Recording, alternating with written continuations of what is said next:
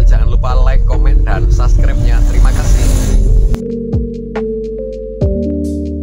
Pada pagi hari ini, izinkan Abah untuk berbicara dan sekaligus juga menjawab pertanyaan dari sahabat. Ada Kang Darmawan yang bertanya, di sebalik kasus nasab ini, Bah, apakah memang ada pihak eksternal yang mempengaruhi dan ikut terlibat dalam hal ini? Pertanyaan yang bagus, ya. Sesungguhnya kalau kita memahami tentang nasab ini di dunia, ya, bahkan mungkin termasuk di Indonesia, Muhammadiyah contohnya adalah merupakan organisasi yang sudah bebas dari penjajahan para habib ini. Sesungguhnya betul Kang Darmawan bahwa ada the great design, ya. Itulah kalau Kang Darmawan memahami kenapa kita sibuk dengan urusan Wahabi, ya, dulu, ya.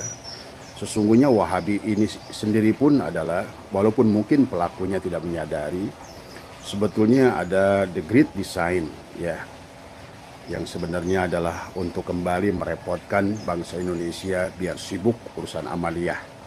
Yang satu mengsunahkan, yang satu membid'ahkan dari semua. Tetapi tujuan yang pokoknya adalah masih tersembunyi dari semua. Demikian pula dengan kasus Ba'alwi ini, sesungguhnya juga kembali.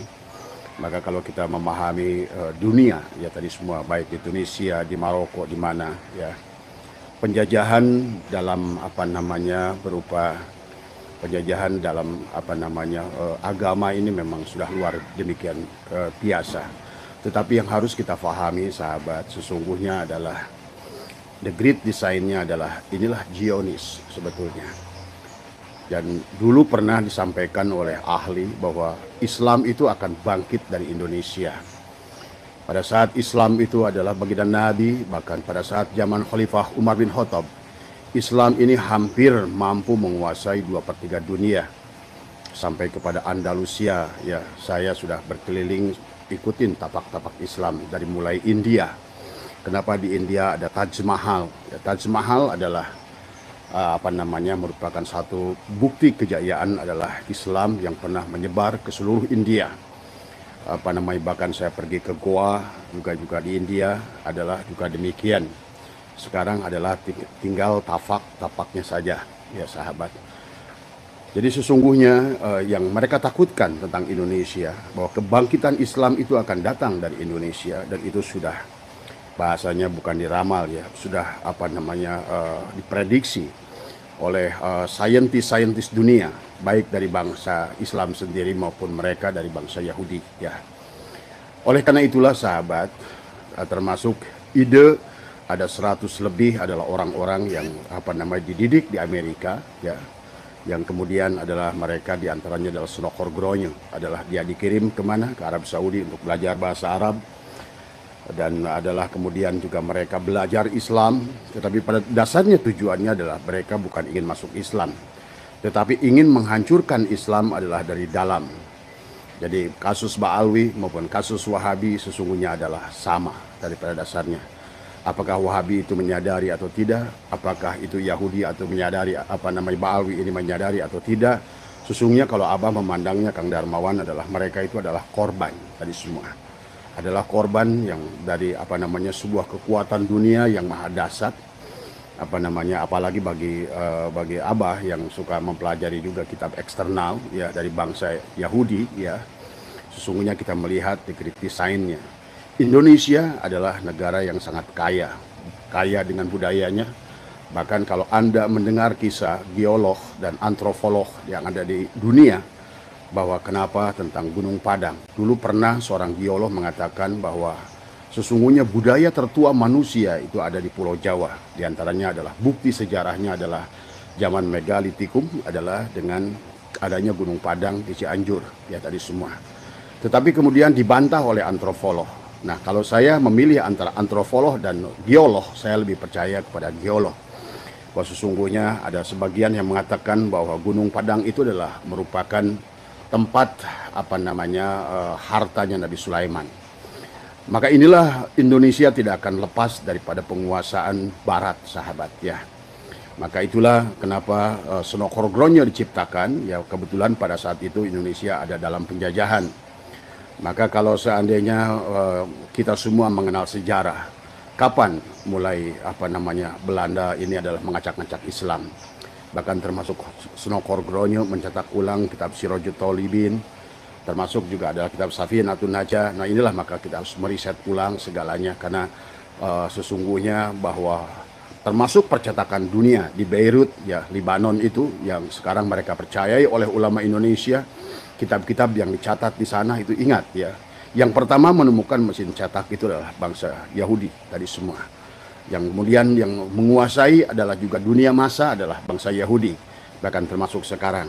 Ini kita sedang live adalah di YouTube dan juga di Facebook. Siapa yang menemukan Facebook adalah kita sudah tahu lah siapa namanya itu, seorang pemuda dia sesungguhnya kalau kita salah menggunakan Facebook, kita salah menggunakan Instagram, kita salah menggunakan YouTube, juga akan kembali bahwa bangsa kita akan terjebak dari semua.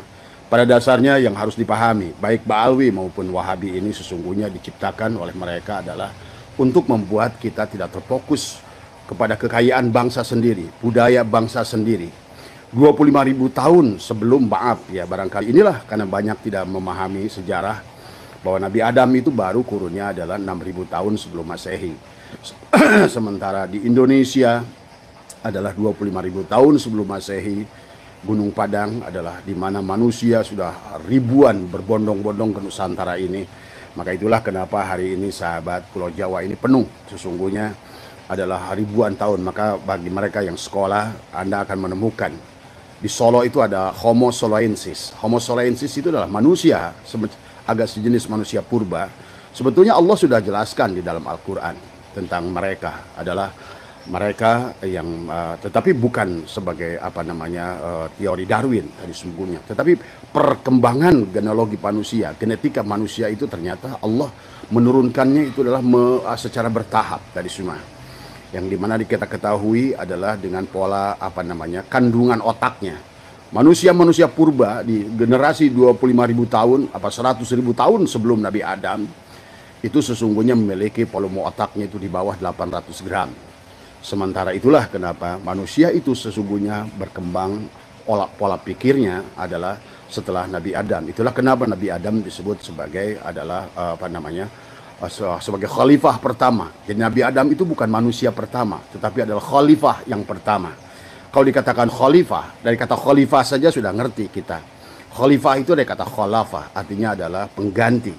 Sesungguhnya berarti ada makhluk sebelum Nabi Adam. Dan sekarang di mana antropolog kemudian membuktikan, kemudian kita sudah bisa membuktikan dengan dengan ikatan karbon C14 kita bisa menguji sebuah benda itu sampai 1 juta tahun. Bahkan dengan radium kita bisa menguji benda itu sampai 1 miliar tahun. Belum lama adalah antropolog menemukan sebuah lukisan di dinding adalah di gua adalah di daerah Malakut tadi semua.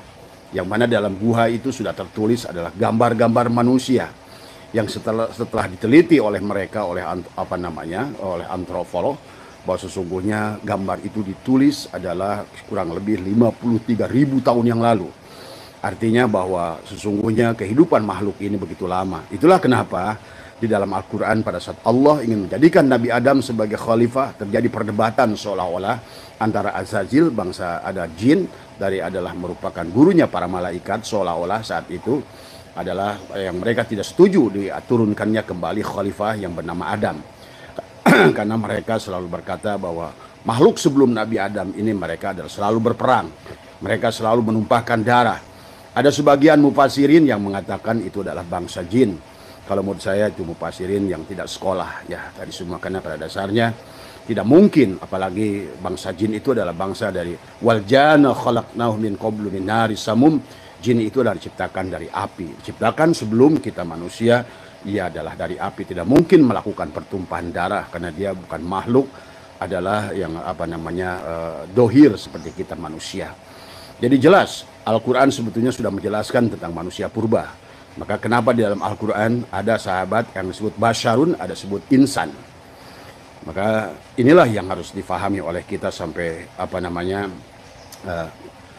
Allah berfirman dalam Al-Quran tadi apa namanya, ya yuhal insan ma gharraka bi rabbikal karim alladzi khalaqaka fasawwaka fa'adalak fi ayyi suratin ma syaa rakabak. Itu adalah sesungguhnya keheranan Allah kepada kita manusia yang bernama insan. Tetapi pada firman-firman yang lain Allah menyebutkan manusia itu basyarun tadi semua. Maka kita harus bisa membedakan mana insan, mana basyarun tadi semua. Dan itulah kenapa di Solo ada Homo soloensis ditemukan 350.000 tahun yang lalu. Sementara Nabi Adam baru saja 9.000 tahun yang lalu. Kemudian di Wajak ada Homo wajakensis. Ada Homo apa namanya itu di Indonesia ditemukan di Wajak, di Solo. Ada Mojokertoensis. Sesungguhnya juga ditemukan 135.000 tahun yang lalu. Belum lama sahabat di Perancis ditemukan panah. Yang panah itu adalah jelas panah itu tidak mungkin dibuat oleh malaikat dan oleh jin.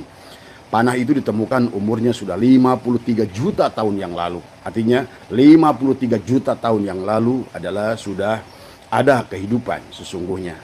Maka inilah tetapi yang harus difahami oleh semua adalah pada dasarnya kehidupan yang sesungguhnya dimulai adalah Nabi Adam, adalah sebagai khalifah. Nah, gitulah maka sesungguhnya kalau kalian mempelajari sejarah dengan baik, mempelajari Quran dengan baik tadi semua ya. Maka inilah akibat bahwa kita ini terlalu taklid buta, kita melupakan adalah hakikat akal yang telah Allah berikan kepada kita. Kenapa setiap Allah membuat contoh di dalam Al-Quran selalu Allah ingatkan afala yatafakkarun, afala ta'qilun, tadi afala yatadabbarun, tadi semua. Dan itulah kenapa baginda Nabi selalu mengingatkan kepada kita untuk tafakur.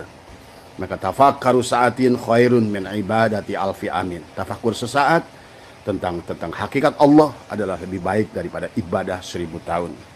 Tetapi kemudian manusia, sahabat, terlanjur terdorong untuk melakukan ibadah kepada Allah, tetapi dia tidak mengenal kepada Allah. Bahkan orang-orang yang masih mempercayai Habib ini sebagai nuriat Rasul karena dia nggak kenal kepada Muhammad. Itulah yang Allah ingatkan, wa man kana fi hadil a'ma fa huwa fil akhirati a'ma wa adallu sabila. Siapa yang tidak kenal kepada Allah dan Muhammad di dunia ini, maka dia tidak akan kenal kepada Allah dan Muhammad di akhirat nanti. Jadi inilah ya, kembali lagi tadi bahwa kekayaan Indonesia, kita memiliki seluruh mineral.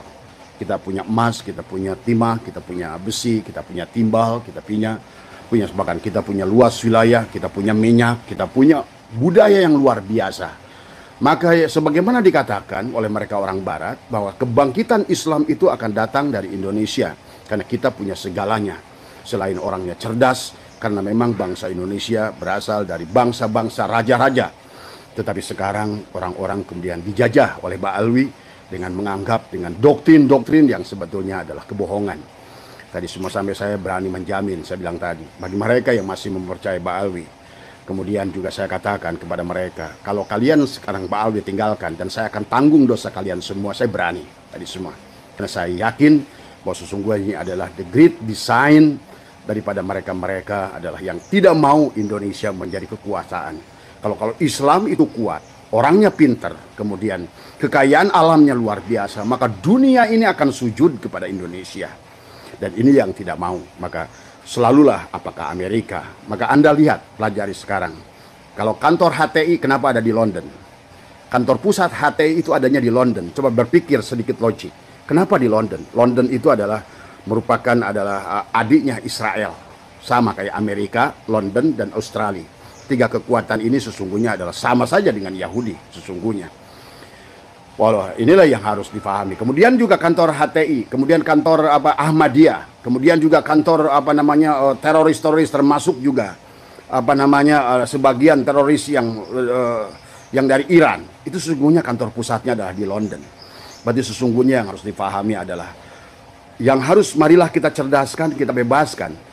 Kalau saudara kita yang dari Ba'alwi ini adalah sudah korban. Mereka diciptakan adalah seolah-olah mereka adalah duriat Rasul, sehingga seolah-olah manusia adalah harus berkhidmat kepadanya. Kalau nggak khidmat kepadanya maka dianggap bahwa tidak akan diakui oleh Rasulullah. Tidak demikian. Bagi mereka yang mengenal baginda Nabi Muhammad tadi semua. Siapa Muhammad ini? Nah inilah yang Abah sering katakan. Walaupun ulama-ulama besar dari PBNU bicara, tapi kalau Abah melihat mereka tidak kenal kepada Muhammad. apalagi Ba'alwi ini tadi semua mereka. Makanya kenapa kalau bapak-bapak lihat ceramah mereka itu tidak pernah mengagungkan baginda Nabi. Ceramah mereka tidak pernah mengagungkan Islam, tidak mengagungkan sahabat, perjuangan sahabat, bahkan tidak pernah mengagungkan Hasan dan Husain. Mereka yang agungkan adalah kelompok mereka, karena yang dilakukan adalah doktrinisasi. Karena manusia memiliki dua otak, adalah otak di bawah sadar dan otak sadar. Sesungguhnya orang-orang Muhammadiyah itu lebih baik daripada kita dalam hal ini, maaf ya, dalam hal ini. Karena mereka sudah lebih sadar, dia otak sadarnya. Itulah kenapa secara ekonomi orang Muhammadiyah lebih baik daripada orang NU di Indonesia. Aku adalah orang NU, Abah orang NU. Dan wahai orang NU, mulailah. Kalianlah sesungguhnya yang tidak pernah menyadarinya. Kenapa Bung Karno dulu adalah ingin mengusir mereka orang Yaman. Dan kenapa baginda Nabi pun sudah berkata, sesungguhnya kembalikanlah orang Yaman itu adalah ke negaranya. Karena pada dasarnya Abah insya Allah, karena Abah ini adalah selain juga adalah peneliti, ya, Abah juga adalah senang berkeliling dunia. Abah berkeliling ke India, ingin menelusuri termasuk Raja Mughul di India. Peninggalan mereka istananya masih ada, tapi sekarang masyarakatnya sudah beragama Hindu. Kemudian juga termasuk di Mulun di Bombay. Abah di situ ada ketemu dengan Syekh Ali Haji. 2 kilometer adalah makbarohnya, itu adalah menyeberang dari Bombay, itu adalah menjulur ke tengah lautan.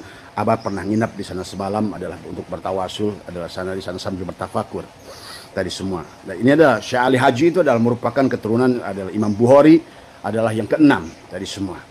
Maka inilah makanya sahabat semua, terutama sahabat Islam, sahabat Nahdien tadi semua, ayo belajar, kuas, pahami ilmu, pahami dunia.